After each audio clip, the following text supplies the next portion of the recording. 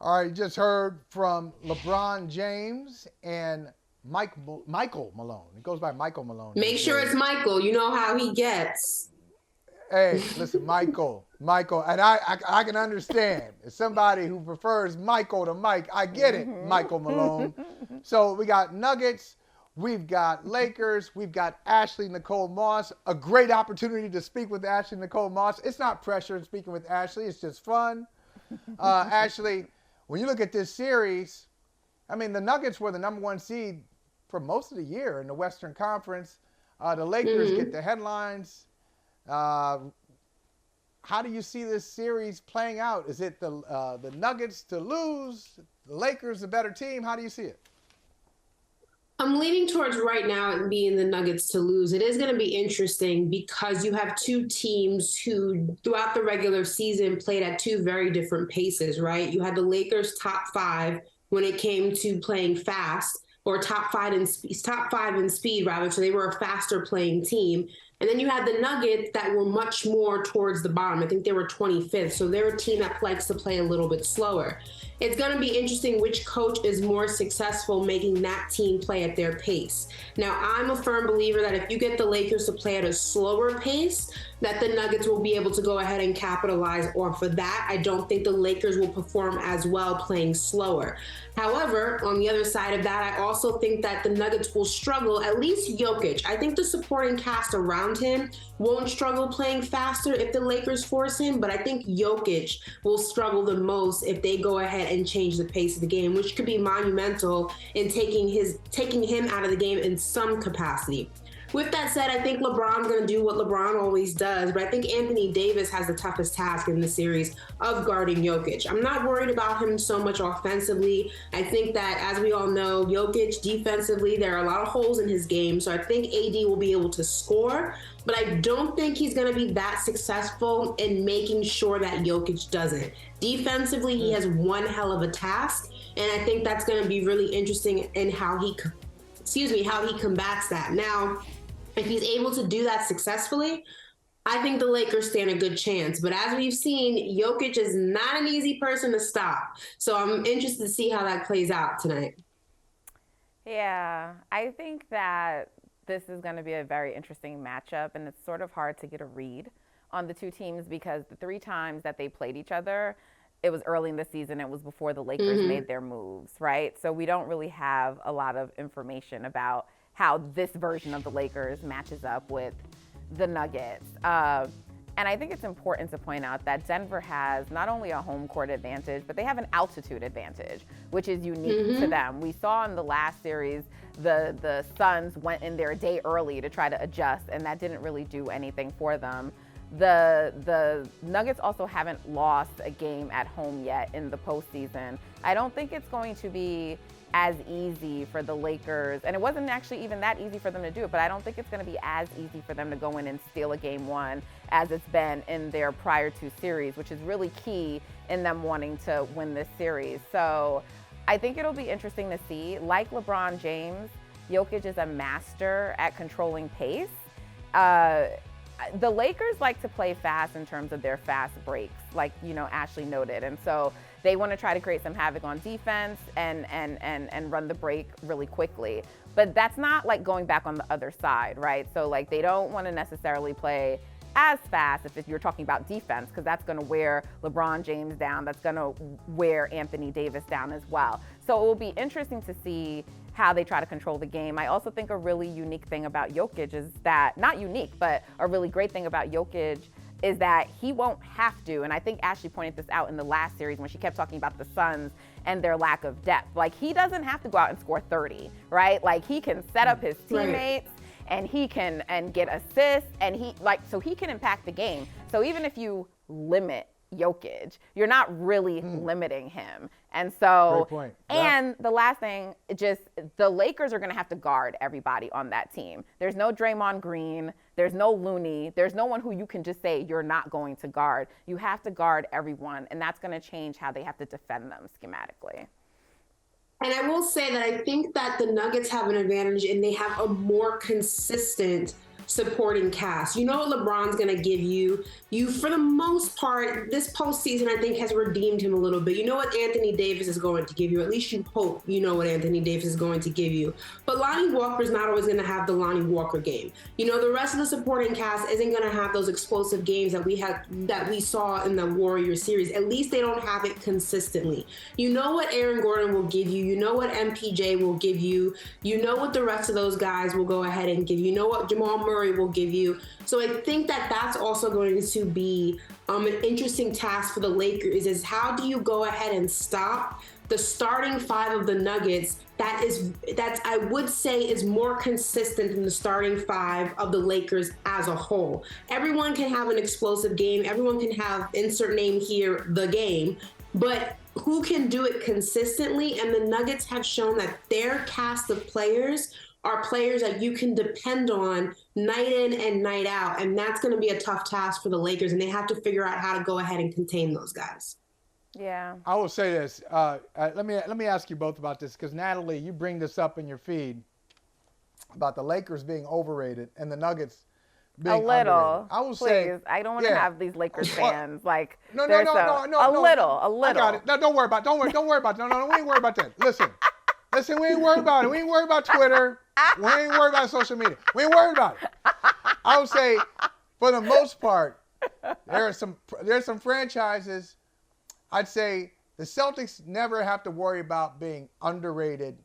Lakers, not underrated. They have the Dubs. Nobody really says they're underrated. They get so much attention. But you look at a franchise like Denver. Okay, the Denver Nuggets have never been in the NBA Finals. Okay, they've never been there. Never. Their franchise has never been in the NBA Finals. So, and they play. There is an East Coast bias. I have one. East Coast bias, shout out, yes. And so I think their fans, rightfully so, look at it and be like, damn. Even when y'all talk about Lakers Nuggets, y'all really talking about the Lakers, but y'all haven't looked at our team. And I think they're right. The Nuggets are underrated. I haven't underrated. Not me, Michael. Don't put me in the mix. I haven't underrated them at all this season. These are not your auntie's Denver Nuggets. Shout out Kiki Vandeweghe. Shout out Alex English. Shout out Dan Issel. Fat Lever. Okay, this is a really. So Ashley, you haven't underrated them, but do you think they're underrated? I think Natalie brings up a great point. I think they're underrated on a larger scale because they play in Denver. It's not the most sexiest market. I can't say how many people were actually watching Nugget games during the regular season. This is probably the most they've watched them play this entire season. So sometimes you're a victim of your environment. I think that the Miami Heat deal with that often too. They don't get a lot of national games. Maybe the Nuggets probably get more because of Jokic, but the Miami Heat's notorious for that. And then they come in the postseason and everyone's like, holy crap, where'd this team come from? They've been doing this all season. Y'all just weren't paying attention. So I think they're a victim of that. I think, sometimes the games aren't the most exciting. I feel like the Nuggets sometimes, at least in the regular season, you have to be a true basketball enthusiast to really enjoy it. I kind of equate it to the old-time San Antonio Spurs with Tony Parker and Ginobili and Tim Duncan, those guys. It wasn't, the most flashy and the glitz and the glamour. It was pure, true basketball. And if you're not an enthusiast, it may not have been the most exciting for you. But I actually think both these teams are underrated for different reasons. I think that the Lakers, I was one of the non-believers in the Lakers, and, the jury's still out on what they do with a team that's just as good, or in this case, better than them. Some can say their path to, this position may not have been the hardest, although I was someone who thought the Warriors were going to knock them out. So I was surprised by that series, and they earned my respect in that regard. So I underrated them going into the season because of what we saw early on. They did not look great. They looked in disarray. Even after the trade, they still didn't look that good. I go back to April, and I think there's a tweet out there, and they'll probably find it if the Lakers go to the finals, where I said, this is the Lakers team you're expecting to think can go to the NBA finals. I wasn't impressed. They have definitely changed my opinion, but I think a lot of people underrated them early in the season, and rightfully so. They did not look like a team that was going to go this far. Yeah, I mean, I'm gonna say I'm gonna stick by my feeds, and I think that the Nuggets are a little underrated. And I guess you can count me as someone that underrated them, though I don't think I underrated them. But I am someone who, like, you have to show me something before I'm gonna believe in you, and that's really all it is. So it's not that I ever doubted the talent of Jokic. It's you got to come back and see what Jamal Murray is going to be, right? You have to come back and see them do that. And there's reasons to have doubted the Nuggets. They, as a number 1 seed in the West, they're in terms of wins for the season, it's one of the lowest a number 1 seed has had, like, in years. They don't actually present as like the Celtics were closer to like 60, right? But they don't present like a typical number 1 dominant team. We've all talked about how there's been parity across the league. So, I don't know that the teams are as great right now. So you just don't know, right? So it's not to take away from the greatness of Jokic and what Jamal Murray, who I think is going to be the X factor in this series, can potentially do. But we got to see it. And until you see it, I'm not just going to crown you. So that's sort of how I approach things. When it comes to the Lakers, I think, and it's my own Warrior squad, yes, and of course people are going to think I'm biased, but I think they beat a very flawed Warriors team, right? And so that's why I'm saying that, well, I knew the Warriors were flawed, so I'm not going to suggest that I didn't know that, but I like Ashley. Time out. I didn't think that Time out. What? Wait, what? Gary, come on. Gary, did you hear this? We've talked about this during the season. They weren't nearly as deep as some previous Warriors team that went far. Oh, and I think know. that also I just you can did, go but ahead. I've never said that they were. I just didn't think that the I Lakers. heard you say this before. Because I heard this before. You've heard me talk about Klay Thompson and his ego. You've heard me talk about all those things.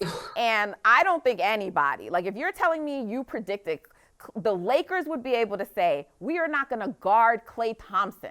We're just not going to guard him. If anyone is telling me they predicted that ahead of the series, Ashley talked about Jordan Poole and the points we rely on for him.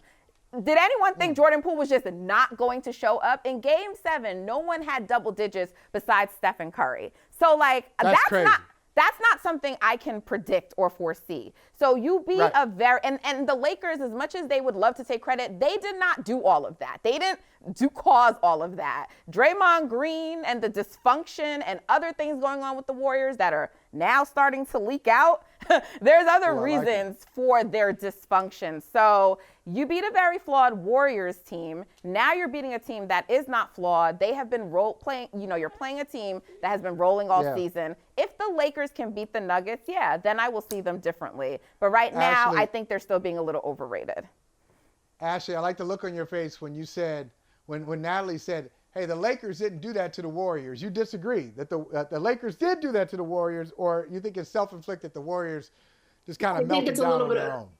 No, I think it's a little bit of both. Like nobody knew. She's right that Jordan Poole was going to go MIA the way that he did, and I think that there's truth to that. I think the Lakers also capitalized correctly on the faults of or the shortcomings of the Warriors, the gaps in this Warriors team, because it could have been that the Warriors didn't. I mean, it could have been that the Lakers still lost this series because they did not capitalize correctly on those gaps. I mean, it wouldn't be the first time that a team had the chance to beat a team that was in complete disarray from the inside out and just didn't go ahead and do it. We're still talking about Steph Curry. We're still talking about Klay Thompson.